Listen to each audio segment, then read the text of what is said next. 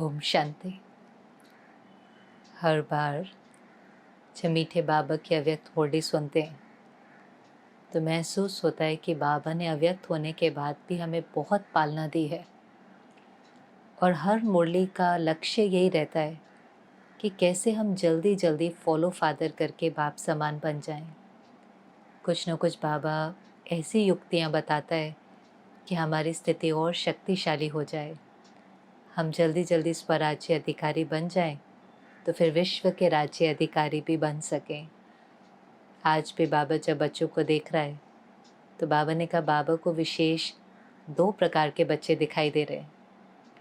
और कैसे बच्चे बाबा को दिखाई दे रहे हैं? एक जो सदा योग युक्त हैं और स्वतः युक्ति युक्त हैं। अब योग युक्त तो हमें पता है, सदा योग युक्त माना सदा एक बाबा की याद में है। भले कर्म भी करते हैं लेकिन कर्म करते समय भी याद में करते हैं। और सदा युक्ति युक्त, ये शब्द बाबा की मुरली में कई बार आता है। तो बाबा ने इसको बहुत अच्छे से स्पष्ट किया है कि एक होता है ज्ञान युक्त, दूसरा होता है योग युक्त और तीसरा है युक्ति युक्त। तो ज्ञान युक्त किसको कहेंगे? सबसे पहले बाबा ने ज्ञान युक्त बनाया, माना ज्ञान के सारे राज बच्चों को दिए। फिर योग युक्त बनाया, कैसे आत्मा समझ करके बाबा को याद करना है। और बाबा ने कहा जो ज्ञान युक्त होगा और जो योग युक्त होगा वो स्वतः युक्ति युक्त होगा।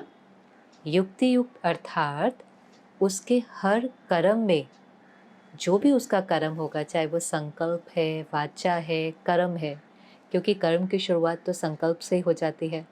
तो बाबा ने कहा उसका हर कर्म यथार्थ और एक्यूरेट होगा, हर कर्म, क्योंकि उसको ज्ञान के सारे राज भी पता हैं, वो योगी भी है, बाप की सर्व शक्तियाँ भी उसके साथ हैं। तो उसका हर कर्म यथार्थ होगा। जैसे बाबा ने सोच के लिए बताया है कि मन में जो उठने वाला संकल्प हो वो श्रेष्ठ हो, साधारण नहीं हो, विकल्प नहीं हो, विकारी नहीं हो। तो यथार्थ संकल्प माना जो श्रेष्ठ है, जिसमें शुभ भावना समाई है, जिसमें कल्याण की भावना समाई है, ऐसे बोल, यथार्थ बोल, जो बाबा ने कहा कम बोलो, धीरे बोलो, मीठा बोलो, आपके बोल फरिश्ते जैसे हों, किसी के स्वमान बढ़ाने के लिए हों। बाबा ने कहा अगर हंसी मजाक करते हैं और कोई ऐसा मजाक करते हैं जिससे किसी को दुख पहुंचता है, 2-4 लोग खुश हो जाते हैं, लेकिन ऐसा मजाक किया, किसी के ऊपर मजाक किया, किसी के संस्कार का मजाक उड़ाया और एक आत्मा भी उसमें दुखी हुई, तो इसको युक्ति युक्त बोल नहीं कहेंगे। बोल वो हो जो सबको सुख दे, बोल वो हो जो सबको एलिवेट करे, तो यथार्थ बोल। फिर यथार्थ कर्म की भी बाबा ने शिक्षा दी है कि हर कर्म हमारा श्रीमत अनुसार सत्य कर्म हो, कर्म भी ऐसे हों जो सुखदायी हों। साधारण कर्म भी अगर बाबा की याद में करते हैं तो महान बन जाते हैं। तो बाबा ने कहा बाबा जो बच्चे देख रहे हैं एक ऐसे हैं जो सदा योग युक्त हैं और स्वतः युक्ति युक्त हैं, उनके हर कर्म यथार्थ हैं। और ये जो चीज़ है, जो बाबा ने कहा ये चीज़ ब्राह्मणों को जब देखते हैं तो उनके अंदर ये अलौकिकता, ये विशेषता, ये न्यारापन दिखाई देता है, इसीलिए वो ब्राह्मण कहलाए जाते हैं। क्योंकि आप देखो दुनिया में भी लोग वही कर्म कर रहे हैं, हम भी वही कर्म कर रहे हैं, कोई फ़र्क थोड़ी ना है। हमारी दिनचर्या उनकी दिनचर्या लगभग सेम है। हम भी खाना बनाते हैं, गाड़ी चलाते हैं, ऑफिस में काम करते हैं, लोगों के साथ व्यवहार में आते हैं, व्यापार करते हैं। तो जो हमारी दिनचर्या और कर्म है वो तो देखने में सेम आएंगे, लेकिन क्योंकि हमारा हर कर्म श्रीमत अनुसार है, यथार्थ है, बाबा की याद में है, तो देखने में आएगा जैसे ये अल्लाह लोग हैं। तो बाबा ने कहा आपकी वो रूहानियत, अलौकिकता, न्यारापन, प्यारापन दिखाई देगा और वही आपको जैसे सिद्ध करेगा कि ये ब्राह्मण हैं, ये अलग हैं, ये हंस हैं, जैसे उनके कर्मों को देख करके ही सेवा हो जाएंगे। तो ऐसे बच्चे बाबा देख रहा था। और फिर बाबा जब ऐसी सीन देखता है तो खुद ही कहता है कि कई बच्चे तो सदा इस स्थिति में रहते हैं, लेकिन कई सदा इस स्थिति में नहीं रहते हैं। उनको नॉलेज है, उनका लक्ष्य है, वो भी चाहते हैं कि हमारा हर कर्म यथार्थ हो, एक्यूरेट हो, हम सदा बाप की याद में रहें, लेकिन सदा रह नहीं पाते हैं। कभी कभी तो तीव्र पुरुषार्थ करते हैं, लेकिन कभी कभी फिर कोई ना कोई कारण ऐसा बन जाता है जो रुक जाते हैं या स्लो हो जाते हैं। तो अपने ही जो लक्ष्य है, बाबा ने कहा कि हमारा ब्राह्मण जीवन का लक्ष्य है कि हम सदा योग युक्त रहें, सदा युक्ति युक्त रहें, तो फिर उस लक्ष्य से समीप आने की जगह दूर हो जाते हैं।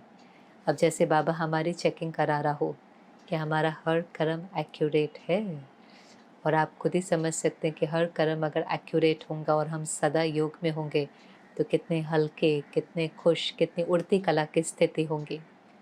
और फिर बाबा ने कहा इसमें नंबर 1 कौन गया? तो हर चीज़ में वैसे आप देखो नंबर 1 ब्रह्मा बाबा ही गया।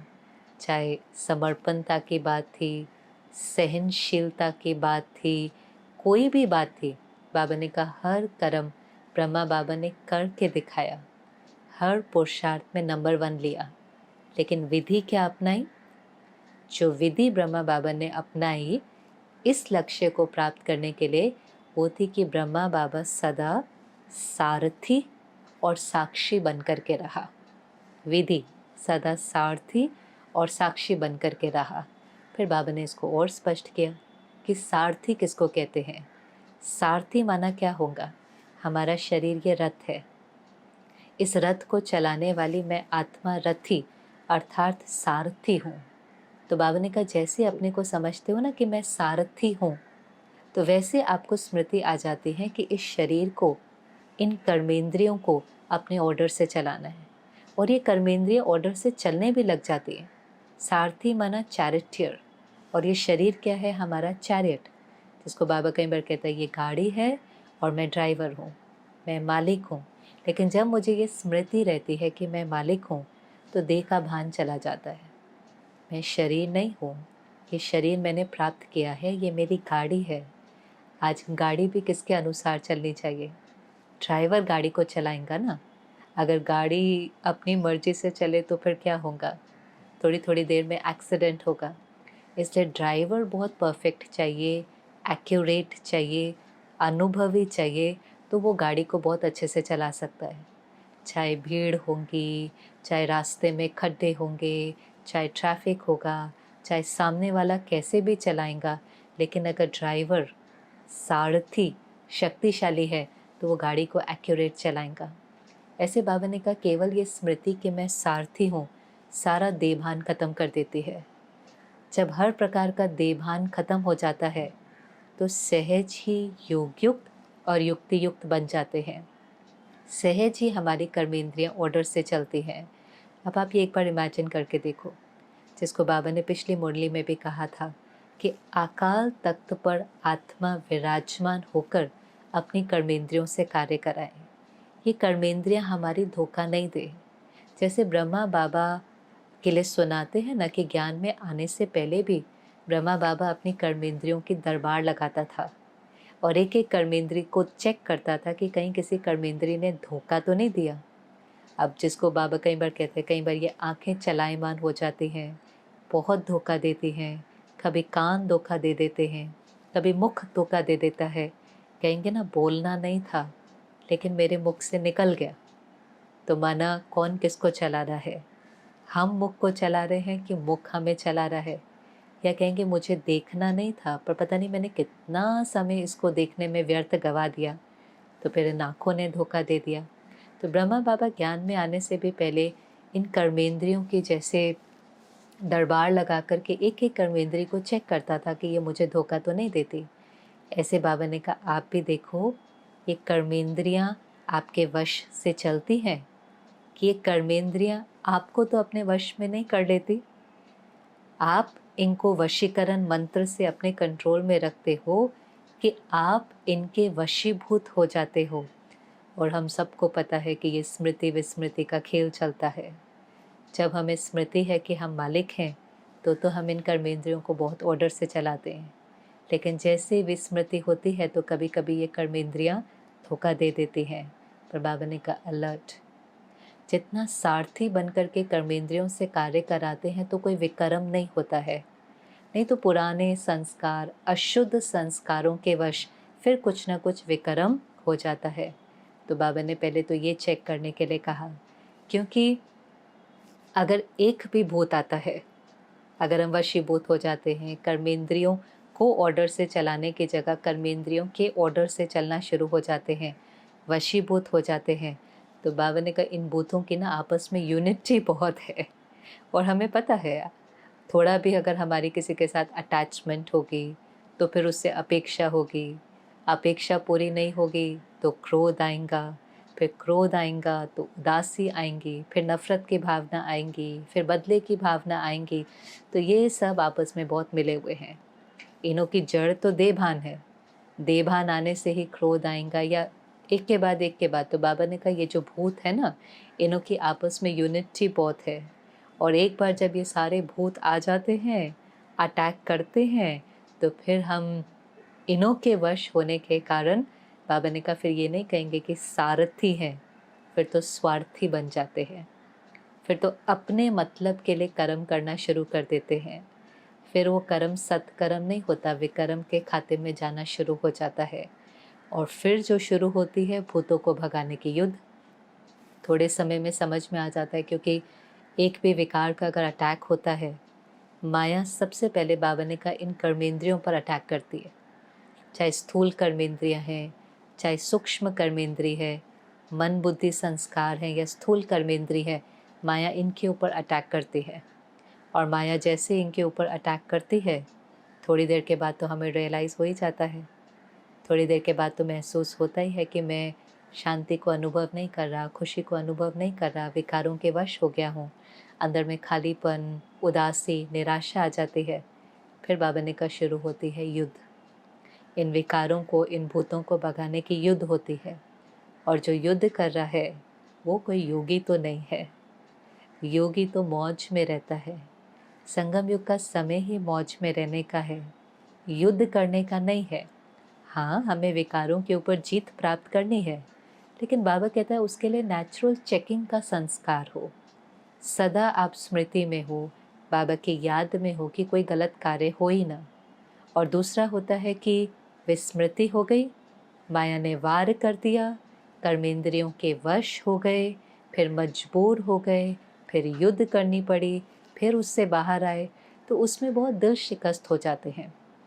और बार बार अगर दिल शिकस्त हो जाते हैं तो फिर अंदर ही संकल्प आता है मेरे से तो नहीं होता, मैं तो नहीं कर सकता, मेरे संस्कार तो परिवर्तन होते ही नहीं। फिर सेल्फ डाउट आने लगता है। जैसे कहीं पर बार बार मार पड़े, एक ही जगह पर बार बार चोट लगे, बार बार फ्रैक्चर हो तो वो जगह कमज़ोर हो जाती है। ऐसे अगर बार बार हम वशीभूत हो जाते हैं, युद्ध करते हैं, गिर जाते हैं, तो अंदर में एक सेल्फ डाउट आने लगता है कि मेरे से तो ये होगा नहीं, मैं तो कर नहीं सकता, मेरा शायद पाठ ही ऐसा है, मेरा संस्कार शायद बदल ही नहीं सकता। तो फिर इसलिए बाबा कहता है कि बच्चे आत्म अभिमानी स्थिति में रहो। सारथी माना क्या? आत्म अभिमानी स्थिति। मैं आत्मा मालिक बन करके इस शरीर से कार्य कराती हूँ। और यही तो हमारा पहला पाठ है कि मैं आत्मा इन आँखों द्वारा देखती हूँ, इन कानों द्वारा सुनती हूँ, एक मुख द्वारा बोलती हूँ। आँखें सबकी विशेषताएं देखें, कान वही इन्फॉर्मेशन ग्रहण करे जो मेरे काम का है, मुख से वही बोल निकले जो मधुर हैं, जो औरों को सुख देते हैं। कर्मेंद्रियाँ मेरे कंट्रोल से चलें, मन वही संकल्प करे जो श्रेष्ठ है। ऐसे नहीं कि मन पर चिंतन में चला जाए, व्यर्थ चिंतन में चला जाए, इसकी उसकी गलत बातों को सोचने में चला जाए। हमारा मन या तो ज्ञान के चिंतन के लिए है, या शुभ चिंतन के लिए है, या परमात्मा चिंतन के लिए है। व्यर्थ या पर चिंतन के लिए नहीं है। तो बाबा ने कहा आत्माभिमानी बनो, शरीर के अधीन नहीं हो, लेकिन उसको अपने ऑर्डर से चलाओ। और फिर बाबा ने उदाहरण दिया, देखो शिव बाबा ने भी तो करके दिखाया ना, ब्रह्मा का शरीर यूज़ किया, शिव बाबा भी तो सारथी था, लेकिन कभी भी शरीर के अधीन नहीं हुआ। और हमने लास्ट तक भी अव्यक्त मुलाकात में भी देखा कैसे बाबा आता था, शरीर का आधार लेता था, कितना कितना लंबा समय तक टीचर बनकर पढ़ाता था, बाप बनकर प्यार दिया, पालना दी, खेला भी बच्चों के साथ, खाया भी। फिर एक घड़ी आती थी कि बिल्कुल न्यारा होकर के बाबा उड़ के चला जाता था।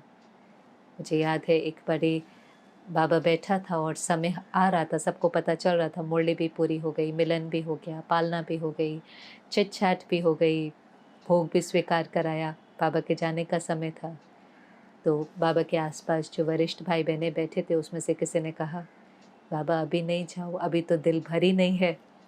तो बाबा ने बहुत प्यार से मुस्कुरा कर कहा, ये दिल तो कभी भरने वाली है ही नहीं, लेकिन ड्रामा के पार्ट अनुसार बाबा को आना भी है और जाना भी है। और इतने घंटे सेवा देकर के भी बाबा कभी उस शरीर के अधीन नहीं हुआ और 1 सेकंड में उड़ के चला जाता था। तो बाबा ने कहा, देखो बाबा ने भी सारथी बनकर न्यारा और प्यारा होने का पाठ बजा करके दिखाया। और उसकी विधि फिर बाबा ने बताई कि चेकिंग करो, बार बार चेकिंग करो। ये चेकिंग करो कि मैं आत्मा शरीर को चला रही हूँ कि कर्मेंद्रियाँ मुझे तो नहीं चला रही हैं।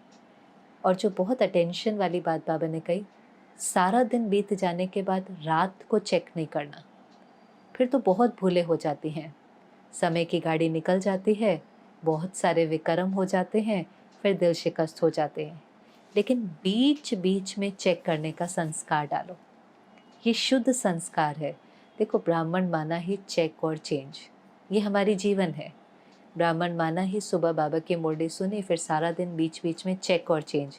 इसीलिए तो हमारा ट्रैफिक कंट्रोल का भी नियम है कि हर घंटे हम 1 मिनट रुक करके अपने को चेक करते हैं, मन में संकल्प कौन से चल रहे हैं। मुझे स्मृति है कि मैं कौन हूँ, मेरे कर्म श्रेष्ठ हैं, मैं बाबा के साथ कंबाइंड हूँ। वो 1 मिनट होता ही क्या है कि हम सारे कर्म से डिटैच हो करके, न्यारे हो करके, अंतर्मुखी होकर के देखें कि मेरी स्थिति ठीक है, मेरे से कोई गलत कर्म तो नहीं हो रहा। तो बाबा ने कहा, ये शुद्ध संस्कार डालो बीच बीच में चेक करने का। और मुझे लगता है कि इसके लिए हमें थोड़ी मेहनत करनी पड़ती है। शुरुआत में तो हमें कुछ ना कुछ अलार्म आदि सेट करना पड़ता है, चाहे वो ट्रैफिक कंट्रोल का हो या कुछ भी हो, नहीं तो कई बार बहुत समय बीत जाता है। और होता क्या है कि जब कोई भूल होती है, एक बार हम उसके वश हो जाते हैं, तो फिर वो बहुत तेज़ी से बढ़ने लग जाता है। अगर उसको फुल स्टॉप नहीं लगाया, तुरंत अपने को ठीक नहीं किया, जैसे कोई बच्चा ही है, अगर वो रोने लगता है तो माँ उसको तुरंत चुप कराती है। अगर आप उसको तुरंत चुप नहीं कराओ, उसकी पालना नहीं करो, उसका ध्यान नहीं रखो और वो रोता रहे तो रात तक तो वो बीमार हो जाएगा।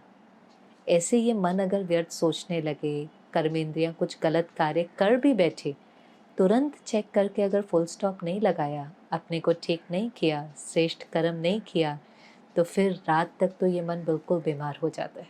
इसमें ताकत ही नहीं रहती है, इसमें वापस उठने की ताकत ही नहीं रहती, फिर उसका प्रभाव अगले दिन पर, अमृत वेले पर पड़ता है।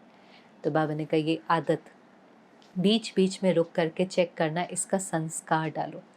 और कोई भी संस्कार कैसे पड़ता है, बार बार करने से वो चीज़ नेचुरल हो जाती है। शुरू में अटेंशन देना पड़ता है, विधि यूज़ करनी पड़ती है, अलार्म लगाया, रिमाइंडर सेट किया। गुलजार दादी कहती थी, पानी के साथ जोड़ दो। आप दिन में कितनी बार पानी पीते हो, 6 बार, 8 बार, पानी के साथ ये जोड़ दो कि इस समय पर मुझे अपनी चेकिंग करनी। क्योंकि पानी पीने में तो आपको कोई सोचने की बात तो नहीं है, आपको पता ही है वो कर्म कैसे करना है। उस समय पानी भी पिया, चाय कॉफ़ी का ब्रेक होता है और साथ साथ अंतर्मुखी होकर के अपनी चेकिंग भी करी। जैसे बाबा ने कहा, आप अपने अशुद्ध संस्कारों के लिए कई बार कहते हो ना कि ये नेचुरल हो गए हैं। कई बार कहेंगे मेरा मेरा स्वभाव ही ऐसा है, मेरा संस्कार ही ऐसा है, मेरा आवाज़ ही ऐसा है, मैं गुस्सा करता थोड़ी ना हूँ, मुझे गुस्सा आ जाता है। तो पुराने संस्कारों के लिए कैसे कहते हैं, नेचुरल। संस्कार माना नेचुरल, मेहनत नहीं करना पड़े। ऐसे चेक और चेंज करने का संस्कार नेचुरल। और उसमें सबसे सहज चीज़ जो मदद करती है, जो मेरा अनुभव है, कि हमारी अवस्था एक रस होनी चाहिए। हमें हर समय शांति, खुशी, अतीन्द्रिय सुख का अनुभव होना चाहिए। और अगर थोड़ी सी भी उस फीलिंग के अंदर चेंज आता है, थोड़ा सा भी इरिटेशन, थोड़ा सा भी क्रोध, थोड़ा सा भी ईर्ष्या, हमें पता है कि जो हमारा मन है, माया ने उस मन के ऊपर अटैक किया है। फीलिंग के ऊपर अटेंशन है। मेरी फीलिंग हर समय बहुत हल्कापन, खुशी, प्यार, शांति के रहनी चाहिए। फीलिंग पकड़ में जल्दी आती है, संकल्प से पहले भी। और फीलिंग अगर हमारी ओरिजिनल संस्कार वाली नहीं है, तो फिर स्टॉप, चेक, चेंज और वापस कार्य में आ जाए। फिर धीरे धीरे ये नेचुरल हो जाता है। फिर तो वो संकल्प आता भी है और हमें तुरंत पता चल जाता है। और बाबा ने कहा कि इस प्रकार से जितना सारथी बनेंगे उतना ही आप सहज ही योगयुक्त और युक्तियुक्त बन सकेंगे। और ब्रह्मा बाबा ने ये करके दिखाया। और दूसरी चीज़ जो बाबा ने इसके कहा कि सारथी के साथ साथ साक्षी। नहीं तो क्या होता है कि ये जो अशुद्ध संस्कारों की आदत है ये बहुत मजबूर बना देती है, और शुद्ध संस्कारों की आदत बाबा ने कहा मजबूत बनाती है, शक्तिशाली बनाती है। तो सारथी के साथ साथ साक्षी बनो। अब साक्षीपन में हमेशा याद रखना चाहिए कि जो बाबा की बहुत सुंदर लाइन है, जो साक्षीपन की सीट पर सेट है वो कभी अपसेट नहीं होता है। तो साक्षी होकर के देखना, सुनना, बोलना, वरना जो साक्षी होकर के सब कुछ देखता है वो डिस्टर्ब नहीं होता है। किसी ने गाली भी दी, किसी ने क्रोध भी किया, लेकिन मेरे ऊपर उसका प्रभाव नहीं पड़ता। हम न्यारे होकर के देखते हैं कि ये इसका संस्कार है, इस समय वो आत्मा परवश है, अपनी कमज़ोरियों के परवश है, लेकिन मुझ सारथी को अपनी कर्मेंद्रियों से राइट कर्म करना है। तो न्यारा और प्यारा, साक्षी माना किसको कहेंगे? न्यारा। हम व्यक्ति से न्यारे नहीं हो रहे हैं, हम उसके पुराने संस्कारों से न्यारे हो रहे हैं। हम व्यक्ति और परिस्थिति से कभी न्यारे नहीं होते, कभी किनारा नहीं करते, लेकिन उसका प्रभाव हमारे ऊपर ना पड़े उसको कहेंगे साक्षी, न्यारा। उसके अंदर क्रोध करने का संस्कार है, गाली देने का संस्कार है, उसका संस्कार मुझे डिस्टर्ब नहीं कर सकता है। मैं सारथी बन करके अपने मन में जो सोचना है वो सोचूंगी, और मैं गाली देने वाले को भी गले लगाऊंगी, मैं अपकार करने वाले पर भी उपकार करूंगी, मैं अपकार करने वाले को डिटैच होकर के देखती।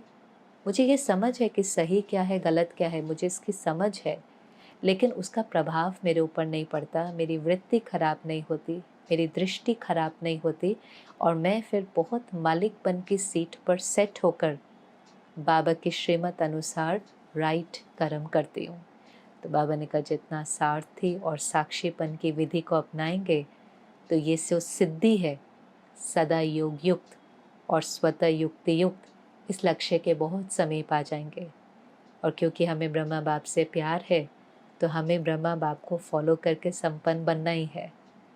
फिर तो बाबा के सामने टीचर्स बैठी थी, तो बाबा ने कहा टीचर्स तो साथी शिक्षक है ना, तो वो पहले ब्रह्मा बाप को फॉलो करेंगे। बाबा ने कहा इसमें कहना पहले मैं। फिर थोड़ा सा इशारा दिया, फॉलो करने में कहना पहले मैं, ईर्ष्या में नहीं कहना पहले मैं। बाबा ने कहा ईर्ष्या ऐसी है कि पहले मैं कहते हैं तो ईर्ष्या के वश होने के कारण पहले जाना चाहते हैं लेकिन लास्ट नंबर हो जाता है। आपको पिछले संडे की मुरली होंगी तो बाबा ने बहुत स्पष्ट किया था कि एक अप्रसन्न रहने का मुख्य कारण है ईर्ष्या, हिम्मत कम और ईर्ष्या ज़्यादा। क्योंकि बहनें भी साथ साथ रहती हैं और बहुत पुराने हमारे संस्कार होते हैं खुद को ना देखने के लेकिन दूसरों को देखने के। तो जो बाबा ने स्पष्ट किया था कि कैसे कई बार दूसरों की विशेषता, पाठ या भाग्य को देख करके ईर्ष्या हो जाती है, लेकिन अगर सदा याद रहे कि बाबा ने हर ब्राह्मण को कोई ना कोई विशेषता दी है, मुझे अपनी विशेषता को पहचान करके उसको कार्य में लगाना है, तो वो विशेषता भी वृद्धि को पाएंगी और अनेक विशेषताएं और भी आ जाएंगी। लेकिन मुझे किसी को देख करके ईर्ष्या नहीं करनी है। किसी को भी देख करके उसकी सफलता, उसके भाग्य, उसके विशेषता से हमें खुशी होनी चाहिए। हर एक अपने कर्म से अपना भाग्य बना रहा है। हम जैसा कर्म करेंगे वैसे हमारा भाग्य बनेगा। ईर्ष्या गलत कर्म है। अगर हम ईर्ष्या करेंगे, गलत कर्म करेंगे, गलत सोचेंगे, तो इससे हमारे भाग्य को लकीर लग जाती है। इसलिए बाबा ने कहा कि फिर पहले मैं करने में और ही लास्ट में पहुंच जाते हैं, इसलिए इसमें पहले मैं करूं, फॉलो करने में, ब्रह्मा बाबा को फॉलो करने में मैं करूं, पहले मैं। क्योंकि बाबा ने कहा देखो टीचर्स निमित्त हैं, उनके ऊपर बहुत जिम्मेवारी है। जो भी वो कर्म करते हैं सबकी नज़र उनके ऊपर रहती है, चाहे वो खाना बना रही है, सफाई कर रही है, भाषण कर रही है। जो कर्म मैं करूँगा मुझे देख और करेंगे। और ये ब्रह्मा बाबा को हमेशा याद रहता था, इसलिए ब्रह्मा बाबा हर कर्म करने पहले पहुंच जाता था। बाबा के लिए कोई कर्म छोटा या बड़ा नहीं था। अनाज साफ करना है तो मम्मा बाबा पहले पहुंच जाते थे।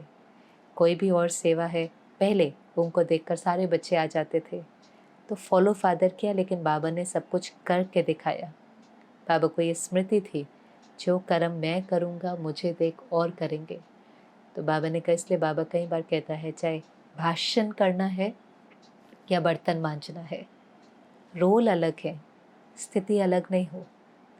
ऐसा नहीं है कि भाषण करने में तो योगयुक्त और बर्तन मांजने में फिर साधारण स्थिति हो जाए। और एक्चुअली ये तो बहुत बड़ा फ़र्क हमारे जीवन में नेचुरली आता है जब हम बाबा के बनते हैं। हमारे लिए रोल इम्पोर्टेंट नहीं होता, हमारी जीत ही इस पर है कि कोई भी रोल हो, हमारी रोल के ऊपर हमारी स्थिति डिपेंडेंट नहीं है, पर हम अपनी स्थिति से वो कार्य करते हैं। एक है कार्य से खुशी लेना, एक है हर कार्य में खुशी से करना, प्यार से करना, बाबा की याद में करना, कि वो साधारण कर्म भी महान दिखाई दे। साधारण कर्म करते हुए भी किसी को साक्षात्कार हो जाए, चाहे झाड़ू ही लगा रहे हैं, किचन में सब्जी काट रहे हैं, इतना बाबा की याद में प्यार से करें। छोटा छोटा कर्म भी है, लेकिन अगर हम उसको बाबा की याद में विधि पूर्वक प्यार से करते हैं तो देखने वालों को प्रेरणा मिलती है। तो जैसे बाबा टीचर्स को इशारा दे रहा हो कि हम निमित्त हैं, हमारे ऊपर जिम्मेवारी ज़्यादा है, और सब आगे बैठी थी, तो बाबा ने कहा, देखो आगे बैठने का चांस मिलता है तो सदा अंदर में संकल्प रहे हमें आगे जाना है। आगे बैठना इतना अच्छा लगता है तो आगे बढ़ना कितना अच्छा होगा, क्योंकि अगर आगे नहीं बढ़ेंगे तो जो पीछे आएंगे वो आगे चले जाएंगे और हम पीछे रह जाएंगे, और पीछे रह जाएंगे तो प्रजा में आएंगे। तो बाबा ने कहा, ये प्रजा योग नहीं है, ये राजयोग है। तो कभी भी अगर कोई पुराना संस्कार के वश हो जाएं तो मधुबन की ये सीन याद करना कि कैसे हम बाबा के आगे बैठे, और फिर अपने को कहना कि जैसे हम आगे बैठने में अच्छा लगता है तो ऐसे मुझे अपने संस्कारों पर जीत पाकर के सदा आगे रहना है, नंबर आगे लेना है। फिर बाबा की मुलाकात डबल विदेशियों के साथ थी। उनको भी बाबा ने ये इशारा दिया कि नंबर 1 आना है। बाबा ने कहा, ये नहीं सोचना कि ब्रह्मा बाबा नंबर 1 है तो सीट फिक्स हो गई है, लेकिन फर्स्ट डिवीज़न में तो आ सकते हैं ना, और फर्स्ट डिवीज़न में बहुत आ सकते हैं। तो लक्ष्य यही रखना है कि मुझे नंबर 1 बनना है। ओटे सो अर्जुन। फिर इंदौर का ग्रुप बाबा के सामने था और बाबा ने उनको याद दिलाया एक लाइन जो हमने भक्ति में बहुत सुनी है। कहते हैं, अंत मते स्वगति। ये लाइन क्यों कही गई? क्योंकि ड्रामा के अंत में बाबा ने हमें श्रीमत दी है, श्रेष्ठ ते श्रेष्ठ मत। वो एक जन्म के लिए कहते हैं कि अंत मते, मना मरने के समय पर सोचते हैं मुख में गंगा जल हो, भगवान की याद हो तो इनको श्रेष्ठ गति मिलेंगी, मना फिर जो इनका अगला जन्म होगा वो श्रेष्ठ होगा। अंत मते सुगति। पर बाबा ने कहा, ये यादगार क्यों बना? भक्ति के सारे यादगार अभी के हैं, क्योंकि आप बाबा को बहुत याद करते हो ना, इसलिए वहाँ पर इतने यादगार बने हैं। यहाँ अंत में बाबा की श्रीमत पर चलने से एक जन्म की सद्गति नहीं मिलती, 21 जन्मों की बादशाही मिलती है, और उसके बाद भी सारा कल्प हमारी कितनी अच्छी गति रहती है। पौना हिस्सा तो बाबा कहता ही है सुख है, अंतिम जन्म भी देख लो कितना अच्छा है, तो इससे पहले के जन्म तो अच्छे ही होंगे।